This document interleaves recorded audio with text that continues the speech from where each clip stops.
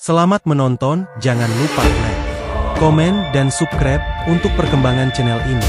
Semoga yang menonton dilancarkan rezekinya, utang lunas, dan dapat jodoh, amin amin.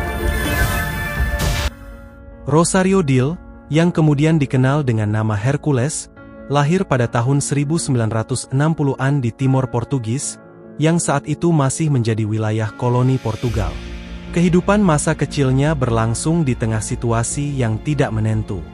Timor Portugis bukanlah wilayah yang kaya, dan penduduknya hidup dalam keterbatasan. Namun, segalanya berubah drastis ketika Indonesia melakukan invasi ke wilayah tersebut pada tahun 1975, membawa perang dan kekacauan yang mengubah jalannya sejarah bagi banyak penduduk setempat, termasuk Rosario sendiri. Saat invasi Indonesia dimulai, Rosario masih berusia belasan tahun. Pada saat itu, ia melihat bagaimana pasukan Indonesia mulai menguasai berbagai kota dan desa di Timor Timur. Dalam situasi perang ini, banyak keluarga yang kehilangan tempat tinggal, dan ribuan orang melarikan diri ke pegunungan untuk menghindari pertempuran. Di tengah kondisi ini, Rosario dan keluarganya harus berjuang keras untuk bertahan hidup. Ia tumbuh dengan menyaksikan langsung bagaimana perang merenggut banyak nyawa, termasuk orang-orang yang dikenalnya. Puncak tragedi dalam hidup Rosario terjadi pada tahun 1978, ketika kedua orang tuanya tewas dalam sebuah serangan udara yang menghantam kota Inaro. Saat itu, Timor Timur menjadi ajang pertempuran sengit antara pasukan Indonesia dan kelompok perlawanan Valintil. Serangan bom yang menghancurkan rumahnya membuat Rosario menjadi yatim piatu dalam sekejap. Kejadian ini meninggalkan luka mendalam dalam hatinya dan memaksa Rosario untuk bertahan hidup seorang diri di tengah kondisi yang semakin memburuk. Tanpa orang tua dan tanpa tempat tinggal yang tetap, Rosario mencari cara untuk bertahan. Di tengah keterbatasannya, ia mulai berinteraksi dengan pasukan Indonesia yang saat itu sedang beroperasi di Timor Timur. Salah satu perwira yang berperan besar dalam hidupnya adalah Kolonel Gatot Purwanto, yang memperkenalkannya kepada program Tenaga Bantuan Operasi, TBO. Program ini merekrut pemuda lokal untuk membantu pasukan Indonesia dalam berbagai tugas, seperti menjadi kurir logistik dan pemandu medan perang. Melalui program TBO, Rosario mendapatkan perlindungan dan akses terhadap kebutuhan dasar seperti makanan dan tempat tinggal. Ia bertugas mengirimkan logistik ke pasukan elit Kopassus, yang saat itu sering melakukan operasi di daerah-daerah terpencil. Dari tugas inilah ia mulai dikenal oleh para tentara sebagai seorang pemuda yang cerdas, gesit, dan berani. Sebagai bentuk penghormatan, tim komunikasi radio Kopassus kemudian memberinya nama kode Hercules, yang kelak akan menjadi identitasnya di dunia kriminal Jakarta. Sebagai bagian dari TBO, Hercules sering terlibat dalam perjalanan ke berbagai daerah yang masih dikuasai oleh kelompok Valintil. Dalam beberapa kesempatan, ia menyaksikan langsung pertempuran antara pasukan Indonesia dan para pejuang kemerdekaan Timor Timur. Meskipun dirinya masih sangat muda, Hercules cepat belajar tentang cara bertahan hidup di medan perang. Kemampuannya untuk beradaptasi dengan situasi yang keras ini membuatnya semakin dihormati di kalangan tentara yang mengenalnya. Namun, menjadi bagian dari konflik ini juga berarti menghadapi risiko besar. Dalam sebuah operasi di medan perang, helikopter yang ditumpanginya jatuh setelah mendapat serangan dari kelompok bersenjata Valintil. Kecelakaan ini hampir merenggut nyawanya. Akibat insiden tersebut, Hercules mengalami luka serius yang menyebabkan ia kehilangan mata sebelah kanan dan tangan kanannya. Dalam kondisi kritis, ia segera dievakuasi ke Jakarta untuk menjalani perawatan di RSPAD Gatot Subroto, di mana para dokter berjuang untuk menyelamatkan nyawanya. Setelah menjalani operasi di Jakarta, Hercules mulai bangkit kembali dari keterpurukan. Selama masa pemulihannya, ia mendapatkan perhatian dan dukungan dari Prabowo Subianto, yang saat itu menjabat sebagai Panglima Satuan Komando Nanggala Kopassus. Hubungannya dengan Prabowo semakin erat, dan sejak saat itu, ia bersumpah akan selalu setia kepada mantan komandannya tersebut. Inilah awal dari perjalanan panjang Hercules, dari seorang yatim piatu di medan perang, hingga menjadi sosok yang disegani di Jakarta. Setelah menjalani masa pemulihan di RSPAD Gatot Subroto, Hercules mulai menata ulang kehidupannya. Ia merasa berhutang budi kepada para prajurit Indonesia yang telah merawat dan melindunginya sejak masih berada di Timor Timur. Atas rekomendasi dari beberapa perwira tinggi, ia memutuskan untuk menetap di Jakarta dan mencari pekerjaan baru. Bersama dengan beberapa pemuda asal Timor Timur lainnya, ia mulai beradaptasi dengan kehidupan keras di ibu kota. Jakarta pada akhir 1980-an adalah kota yang penuh dengan berbagai tantangan, terutama bagi pendatang baru. Persaingan di jalanan begitu ketat, dan hanya mereka yang memiliki keberanian serta koneksi yang kuat yang bisa bertahan. Awalnya, Hercules mendapatkan pekerjaan sebagai kuli angkut barang di Pasar Tanah Abang, salah satu pusat perdagangan terbesar di Jakarta. Ia bekerja dengan tekun, tetapi upah yang diterimanya sangat kecil, tidak cukup untuk memenuhi kebutuhan hidupnya yang semakin meningkat. Melihat realitas keras di Tanah Abang, Hercules mulai mencari cara lain untuk bertahan. Ia menyadari bahwa banyak kelompok preman menguasai wilayah tersebut, memanfaatkan kekuatan fisik dan jaringan mereka untuk mengendalikan bisnis di pasar. Karena memiliki latar belakang yang kuat dan dikenal oleh beberapa orang di lingkungan militer, Hercules mulai mendapatkan perhatian dari para preman lokal. Mereka melihatnya sebagai sosok yang tangguh dan memiliki potensi untuk menjadi pemimpin. Tidak butuh waktu lama bagi Hercules untuk membentuk kelompoknya sendiri. Bersama beberapa pemuda Timor Timur lainnya, ia mendirikan geng preman yang mulai menguasai sebagian wilayah di Tanah Abang. Metode yang digunakannya cukup sederhana tetapi efektif. Ia menawarkan perlindungan kepada para pedagang dan pemilik toko dengan imbalan uang keamanan. Jika ada yang menolak, maka mereka harus siap menghadapi ancaman dari anak buahnya.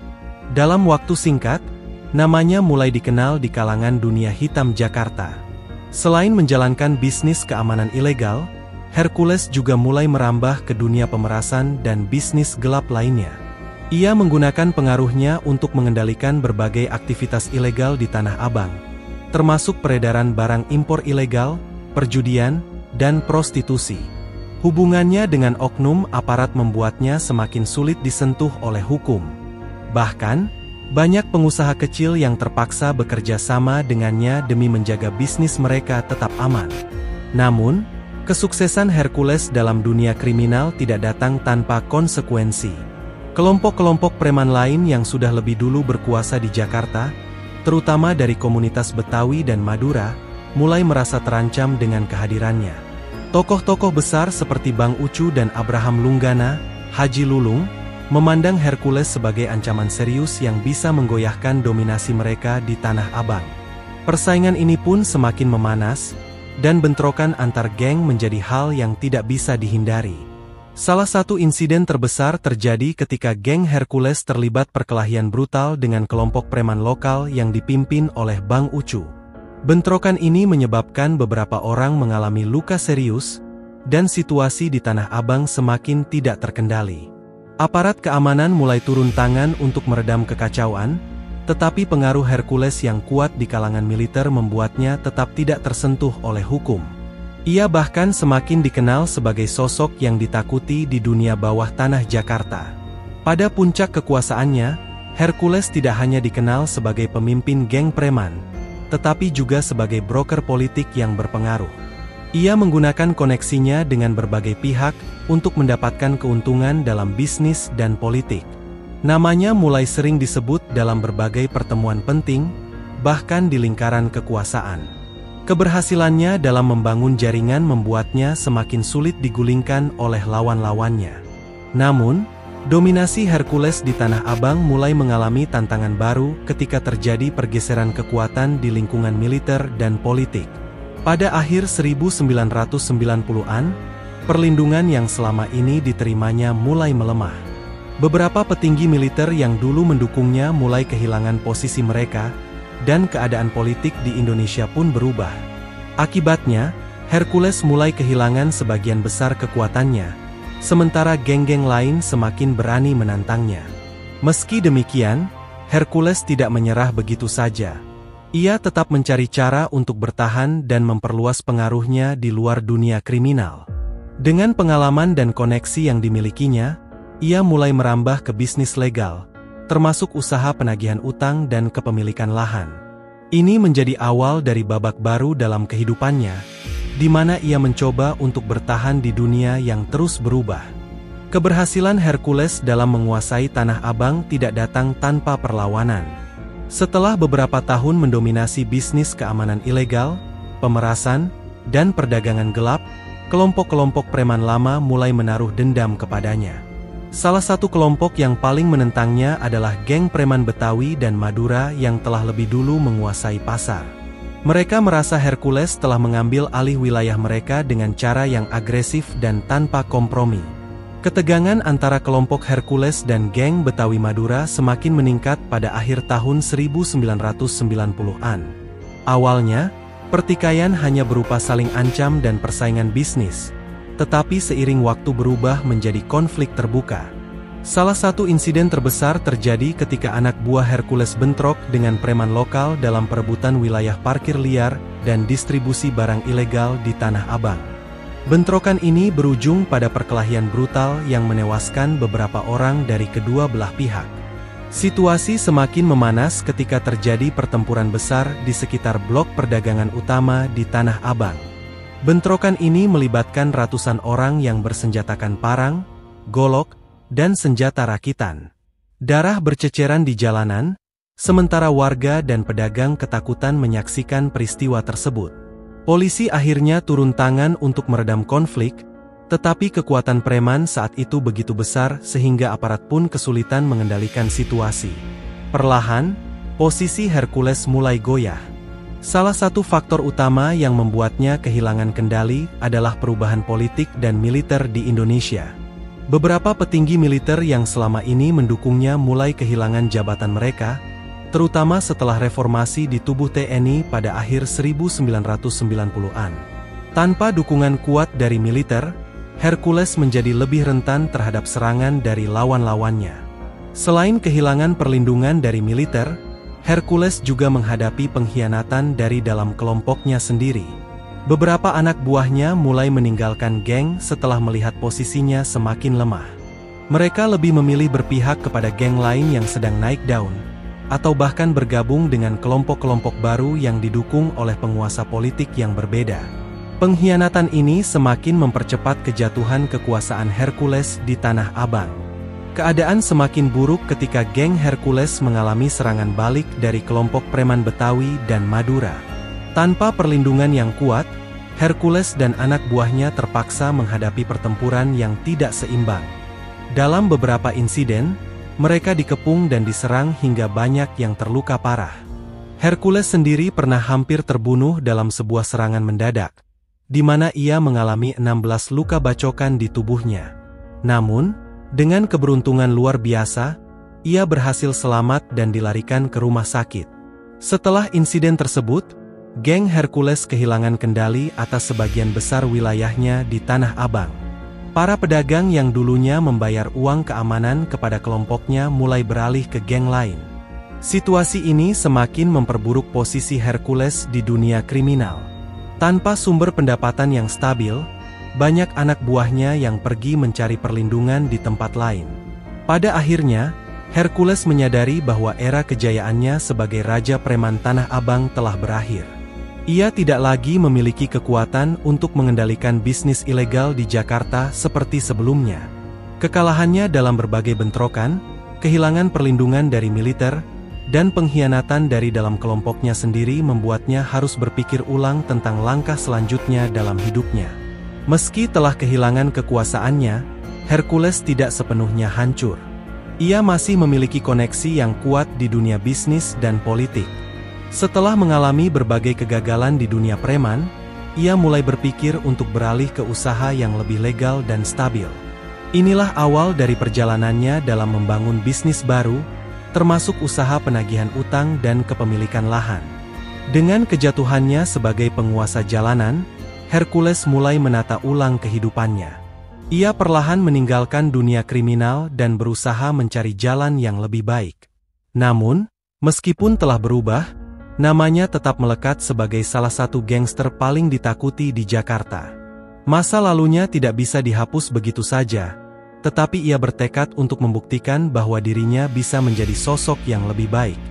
Berikut adalah bab 4 sesuai konsep yang telah dikembangkan, terdiri dari 10 paragraf. Bab 4, membangun kembali kehidupan di dunia bisnis. Setelah kehilangan kekuasaannya di Tanah Abang, Hercules menyadari bahwa ia tidak bisa terus hidup dalam bayang-bayang dunia kriminal.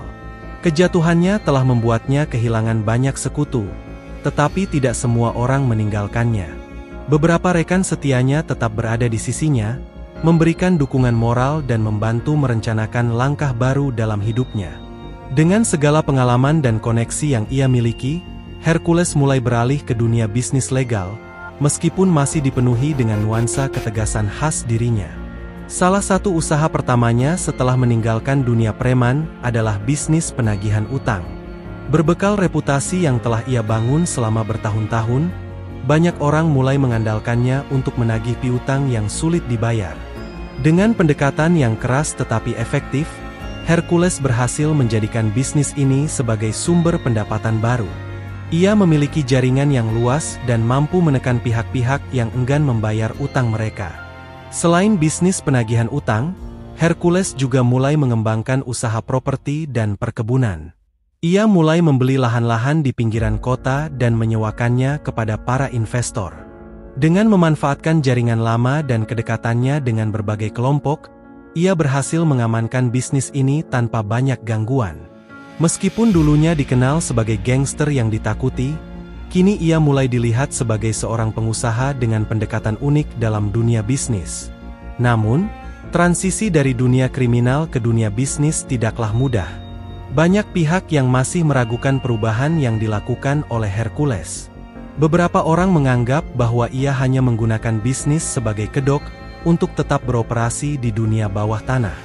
Namun, Hercules berusaha membuktikan bahwa dirinya telah benar-benar berubah. Ia mulai menjalin hubungan dengan tokoh-tokoh penting, termasuk pejabat pemerintah dan pengusaha sukses, untuk membangun reputasi barunya.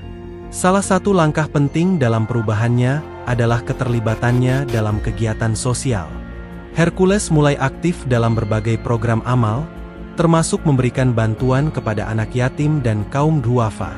Ia ingin menunjukkan kepada masyarakat bahwa dirinya bukan lagi sosok preman yang menakutkan, tetapi seseorang yang peduli dengan kondisi sosial di sekitarnya. Keterlibatan ini juga membantunya membangun citra baru yang lebih positif di mata publik. Perlahan tapi pasti, Hercules mulai diterima di kalangan pengusaha dan masyarakat umum. Ia tetap memiliki gaya kepemimpinan yang tegas, tetapi kini digunakan untuk membangun bisnis yang sah. Keberhasilannya dalam dunia bisnis juga menarik perhatian tokoh-tokoh politik yang melihat potensinya sebagai pemimpin komunitas migran dari Indonesia Timur. Dalam beberapa kesempatan, ia mulai menghadiri pertemuan-pertemuan penting dan memberikan pandangan tentang isu-isu sosial dan ekonomi. Namun, meskipun telah beralih ke dunia bisnis, Hercules tetap tidak bisa sepenuhnya melepaskan bayang-bayang masa lalunya. Beberapa kelompok kriminal masih berusaha menariknya kembali ke dunia lama, sementara lawan-lawan lamanya belum sepenuhnya melupakan konflik yang pernah terjadi. Ia harus menghadapi berbagai tantangan, termasuk percobaan pembunuhan dan serangan dari musuh lama yang tidak ingin melihatnya berhasil di jalur baru. Salah satu insiden paling mengejutkan terjadi ketika Hercules hampir terbunuh dalam sebuah penyergapan oleh kelompok kriminal lain. Ia ditembak dari jarak dekat, tetapi peluru tersebut tidak berhasil membunuhnya. Insiden ini semakin memperkuat rumor bahwa dirinya memiliki kesaktian atau ilmu kebal, sesuatu yang sudah lama menjadi legenda di kalangan para preman. Namun, Hercules sendiri selalu merendahkan rumor tersebut, mengatakan bahwa ia selamat karena keberuntungan dan doa-doanya. Meski menghadapi banyak tantangan, Hercules tetap bertahan dan semakin memperkuat posisinya di dunia bisnis. Ia tidak ingin kembali ke kehidupan lamanya yang penuh dengan kekerasan dan konflik tanpa akhir. Bagi Hercules, hidup baru ini adalah kesempatan untuk menebus kesalahannya di masa lalu, serta membuktikan bahwa seseorang bisa berubah jika memiliki tekad yang kuat. Kini, Dengan reputasi barunya sebagai pengusaha dan tokoh sosial, Hercules mulai mendapatkan pengakuan dari berbagai kalangan. Ia semakin aktif dalam berbagai kegiatan yang berhubungan dengan pembangunan masyarakat, terutama bagi komunitas migran dari Indonesia Timur. Meski namanya masih membawa bayangan masa lalu yang kelam, Hercules telah mengambil langkah besar untuk meninggalkan dunia hitam dan membangun kembali hidupnya dengan cara yang lebih baik. Disesuaikan atau ditambahkan, wajah tersenyum dengan mata bahagia. Setelah berhasil membangun kembali kehidupannya di dunia bisnis, Hercules mulai mendapatkan perhatian dari berbagai pihak, termasuk tokoh-tokoh politik yang melihat pengaruhnya sebagai aset berharga. Dengan jaringan yang luas dan reputasi yang masih kuat di kalangan komunitas migran dari Indonesia Timur, Hercules mulai dilibatkan dalam berbagai kegiatan politik, baik secara langsung maupun tidak langsung. Hubungannya dengan Prabowo Subianto yang sempat merenggang mulai kembali menghangat seiring dengan perkembangan karir politik mantan jenderal tersebut. Pada tahun 2008, ketika Prabowo mendirikan Partai Gerakan Indonesia Raya, Gerindra, Hercules mulai kembali terlibat dalam aktivitas politik. Ia melihat bahwa inilah kesempatan untuk memberikan dampak yang lebih luas kepada komunitasnya. Tidak lama setelah itu, ia mendirikan Gerakan Rakyat Indonesia Baru, GRIP, sebuah organisasi yang bertujuan untuk menghimpun masyarakat akar rumput, kelompok-kelompok pemuda, dan mantan preman untuk mendukung visi politik Prabowo. GRIP berkembang dengan cepat, terutama di kalangan para mantan anak buah Hercules dan kelompok masyarakat yang selama ini merasa termarginalkan. Organisasi ini menjadi wadah bagi mereka yang ingin mencari perubahan, baik dalam bidang ekonomi maupun sosial.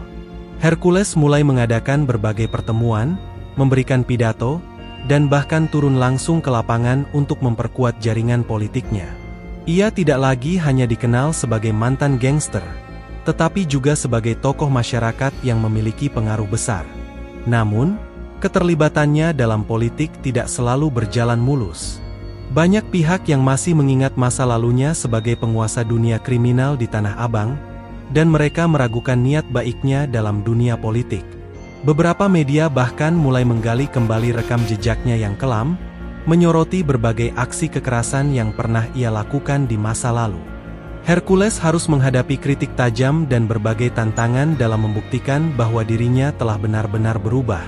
Di sisi lain, beberapa kelompok politik juga melihat Hercules sebagai ancaman. Keberhasilannya dalam menggalang massa membuat beberapa lawan politik merasa khawatir. Tidak jarang, terjadi gesekan dengan kelompok-kelompok lain yang memiliki kepentingan berbeda. Bahkan, beberapa kali terjadi insiden kecil antara pendukung GRIP dan kelompok politik lainnya, meskipun Hercules selalu berusaha menenangkan situasi dengan pendekatan diplomatis. Salah satu peristiwa besar yang memperkuat posisinya dalam dunia politik adalah keterlibatannya dalam kampanye pemilihan presiden 2014. Hercules secara terbuka menyatakan dukungannya kepada Prabowo Subianto, mengerahkan jaringannya untuk ikut serta dalam berbagai kegiatan kampanye. Meskipun Prabowo kalah dalam pemilu tersebut, GRIP tetap bertahan sebagai salah satu organisasi pendukung yang solid, dan pengaruh Hercules dalam dunia politik semakin meningkat. Namun, kekuatan dan pengaruh yang semakin besar juga membawa tantangan baru. Beberapa orang yang masih memandangnya sebagai sosok berbahaya mulai mengajukan berbagai tuntutan hukum terhadapnya. Ia beberapa kali dipanggil oleh pihak kepolisian terkait dugaan keterlibatan dalam kasus tertentu. Namun, Hercules selalu mampu membuktikan bahwa dirinya tidak lagi terlibat dalam aktivitas ilegal, dan sebagian besar tuduhan terhadapnya tidak pernah terbukti. Selain menghadapi tekanan dari luar, Hercules juga harus memastikan bahwa GRIP tetap berjalan dengan baik dan tidak berubah menjadi organisasi yang hanya mengandalkan kekuatan fisik. Ia mulai menggandeng berbagai tokoh masyarakat dan ulama untuk memberikan arah yang lebih positif bagi anggotanya. Salah satu tokoh yang sangat berpengaruh dalam perjalanannya adalah Habib Lutfi bin Yahya, seorang ulama karismatik yang kemudian menjadi saudara angkatnya. Hubungan dekatnya dengan Habib Lutfi memberikan dimensi baru dalam kehidupannya. Hercules semakin aktif dalam kegiatan keagamaan, menghadiri berbagai pengajian, dan bahkan ikut serta dalam program-program sosial berbasis keislaman. Hal ini semakin memperkuat citranya sebagai seseorang yang telah benar-benar meninggalkan masa lalunya yang kelam. Ia sering menegaskan bahwa hidupnya kini didedikasikan untuk membantu masyarakat, bukan lagi untuk menebar ketakutan seperti di masa lalu. Dengan semakin kuatnya posisinya di dunia politik dan sosial, Hercules mulai melihat bahwa perjalanannya masih panjang. Ia tidak hanya ingin dikenal sebagai mantan preman yang berhasil berubah, tetapi juga sebagai seseorang yang mampu memberikan kontribusi nyata bagi masyarakat. Meskipun tantangan terus berdatangan, ia tetap teguh pada jalannya, berusaha menebus kesalahan masa lalu dengan membangun masa depan yang lebih baik bagi dirinya dan komunitas yang telah lama ia perjuangkan. Setelah aktif dalam dunia politik dan memperkuat posisinya melalui organisasi GRIP, Hercules mulai semakin fokus pada kegiatan sosial. Ia menyadari bahwa banyak masyarakat kecil yang membutuhkan bantuan dan dukungan, terutama para migran dari Indonesia Timur yang seringkali menghadapi kesulitan dalam mencari pekerjaan dan tempat tinggal di Jakarta. Dengan latar belakangnya yang pernah hidup di jalanan dan mengalami berbagai tantangan, Hercules merasa memiliki tanggung jawab untuk membantu mereka yang mengalami nasib serupa. Sebagai langkah awal, Hercules mulai mendirikan berbagai usaha yang dapat menyerap tenaga kerja dari kalangan mantan preman, buruh kasar, serta masyarakat kurang mampu. Ia membuka usaha di bidang keamanan, jasa penagihan utang yang lebih manusiawi, serta sektor pertanian dan perikanan. Banyak orang yang sebelumnya hidup di dunia gelap kini mendapat kesempatan kedua untuk membangun hidup yang lebih baik melalui usaha-usaha yang ia kelola. Selain membantu dalam bidang ekonomi, Hercules juga aktif dalam kegiatan sosial dan keagamaan. Ia sering mengadakan santunan bagi anak yatim piatu, membangun masjid, dan memberikan bantuan kepada masyarakat yang terkena musibah. Banyak orang yang awalnya meragukan perubahan dirinya mulai melihat kesungguhan dalam langkah-langkah yang ia ambil. Bahkan, beberapa ulama dan tokoh agama mulai mendekatinya dan memberikan dukungan dalam berbagai kegiatan sosial yang ia jalankan. Hubungannya dengan Habib Lutfi bin Yahya semakin erat. Ia sering terlihat menghadiri majelis taklim dan mengikuti berbagai kegiatan keagamaan bersama sang Habib. Perubahan dalam dirinya semakin nyata, terutama dalam cara ia berbicara dan bertindak. Jika dulu ia dikenal sebagai sosok yang kasar dan penuh amarah, kini ia lebih tenang dan bijaksana dalam menyikapi berbagai persoalan. Habib Lutfi bahkan secara resmi mengangkatnya sebagai adik angkat, sebuah kehormatan besar yang menunjukkan kepercayaan dan rasa hormat terhadap perubahan dirinya. Namun, perjalanan menuju perubahan tidak selalu berjalan mulus. Banyak pihak yang masih meragukan niat baiknya dan menganggapnya hanya sedang mencari keuntungan politik. Beberapa kelompok bahkan mencoba menjatuhkan reputasinya dengan menggali kembali masa lalunya yang penuh kekerasan. Namun, Hercules tidak terlalu ambil pusing dengan berbagai tudingan tersebut. Ia lebih memilih untuk terus melangkah dan membuktikan dengan tindakan nyata bahwa dirinya memang telah berubah. Salah satu momen penting dalam transformasinya terjadi ketika ia membantu menengahi konflik antara dua kelompok yang hampir bentrok di Jakarta. Dengan wibawanya, ia berhasil meredam ketegangan dan mencegah pertumpahan darah yang bisa saja terjadi. Keberhasilannya dalam menyelesaikan konflik ini semakin mengukuhkan posisinya sebagai seorang tokoh yang dihormati, bukan lagi sekadar mantan preman yang ditakuti. Selain itu, Hercules juga mulai terlibat dalam program-program pemerintah yang bertujuan untuk memberdayakan masyarakat kecil. Ia bekerja sama dengan berbagai instansi untuk menciptakan lapangan pekerjaan dan memberikan pelatihan keterampilan bagi mereka yang ingin meninggalkan kehidupan jalanan. Langkah ini tidak hanya membantu banyak orang mendapatkan penghidupan yang lebih baik, tetapi juga semakin memperkuat citranya sebagai sosok yang peduli terhadap masyarakat. Meskipun telah meninggalkan dunia premanisme, Hercules tetap memiliki pengaruh besar di kalangan mantan anak buahnya. Banyak dari mereka yang masih melihatnya sebagai pemimpin dan panutan. Namun, berbeda dengan masa lalu, kini ia menggunakan pengaruhnya untuk mengarahkan mereka ke jalan yang lebih baik. Ia selalu menekankan pentingnya bekerja dengan cara yang halal dan menjauhi tindakan kekerasan yang hanya akan merugikan diri sendiri serta orang lain. Hercules juga mulai aktif dalam berbagai forum diskusi dan seminar tentang keamanan dan sosial di Indonesia. Ia berbagi pengalaman hidupnya, memberikan wawasan tentang bagaimana seseorang bisa berubah dari kehidupan kriminal menjadi sosok yang bermanfaat bagi masyarakat. Banyak kalangan, termasuk aparat kepolisian dan akademisi, yang mulai melihatnya sebagai contoh nyata dari proses rehabilitasi sosial yang berhasil. Perjalanan hidupnya yang penuh lika-liku kini memasuki babak baru. Hercules tidak lagi hanya dikenal sebagai sosok yang disegani di dunia bawah tanah, tetapi juga sebagai figur masyarakat yang mampu memberikan inspirasi bagi banyak orang. Dengan semakin luasnya jaringan dan kegiatan sosial yang ia jalankan, ia semakin yakin bahwa perubahan yang ia lakukan bukan sekadar pencitraan, tetapi sebuah komitmen nyata untuk menebus masa lalu dan membangun masa depan yang lebih baik. Perjalanan panjang Hercules dari seorang gangster yang ditakuti, hingga menjadi figur sosial yang dihormati memang luar biasa. Namun, meskipun dirinya telah meninggalkan dunia hitam, bayang-bayang masa lalu masih kerap menghantuinya. Banyak pihak, baik dari kalangan mantan musuh maupun aparat keamanan, masih menaruh curiga terhadap niat baiknya. Mereka menganggap bahwa perubahan Hercules hanyalah taktik untuk mendapatkan kekuasaan dan perlindungan. Namun, Hercules tetap teguh pada pendiriannya bahwa dirinya sudah berubah dan tidak ingin kembali ke jalan kekerasan. Dalam beberapa tahun terakhir, Hercules semakin sering diundang dalam berbagai acara diskusi, baik yang berskala kecil di lingkungan masyarakat maupun di tingkat nasional.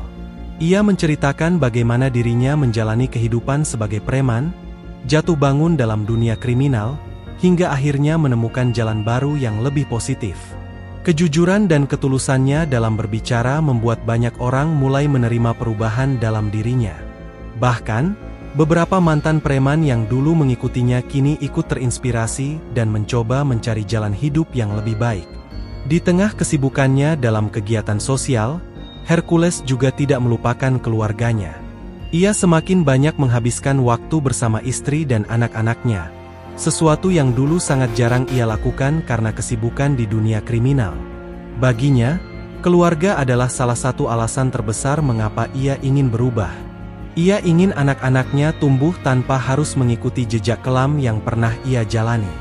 Ia selalu menekankan kepada mereka bahwa kehidupan yang baik adalah kehidupan yang penuh dengan kerja keras dan kejujuran. Namun, tidak semua orang bisa menerima perubahan Hercules begitu saja. Ada beberapa kelompok kriminal yang merasa bahwa Hercules telah mengkhianati dunia yang dulu membesarkannya. Mereka menganggapnya sebagai seseorang yang lupa daratan dan meninggalkan kode etik dunia jalanan. Beberapa kali ia mendapatkan ancaman, baik secara langsung maupun tidak langsung. Namun, Hercules tidak gentar.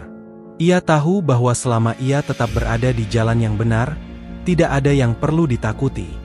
Meskipun begitu, Hercules tetap mempertahankan hubungan baik dengan beberapa rekan lamanya, terutama mereka yang juga berusaha meninggalkan dunia gelap. Ia sering mengajak mereka untuk bergabung dalam usaha-usaha yang ia rintis, memberi mereka kesempatan kedua untuk menjalani hidup yang lebih baik. Baginya, setiap orang berhak untuk berubah dan mendapatkan kesempatan baru, sama seperti yang ia alami. Di sisi lain, hubungan Hercules dengan tokoh-tokoh agama seperti Habib Lutfi bin Yahya semakin erat. Ia semakin sering menghadiri pengajian dan berbagai acara keagamaan. Hal ini semakin memperkuat citranya sebagai sosok yang benar-benar telah bertobat. Bahkan, dalam beberapa kesempatan, ia menjadi pembicara dalam acara keagamaan yang membahas tentang bagaimana seseorang bisa kembali ke jalan yang benar setelah tenggelam dalam dunia kriminal. Nama Hercules yang dulu identik dengan kekerasan, kini lebih dikenal sebagai tokoh yang banyak membantu masyarakat. Ia tidak hanya memberikan bantuan dalam bentuk materi, tetapi juga dalam bentuk motivasi dan kesempatan kerja bagi mereka yang membutuhkan.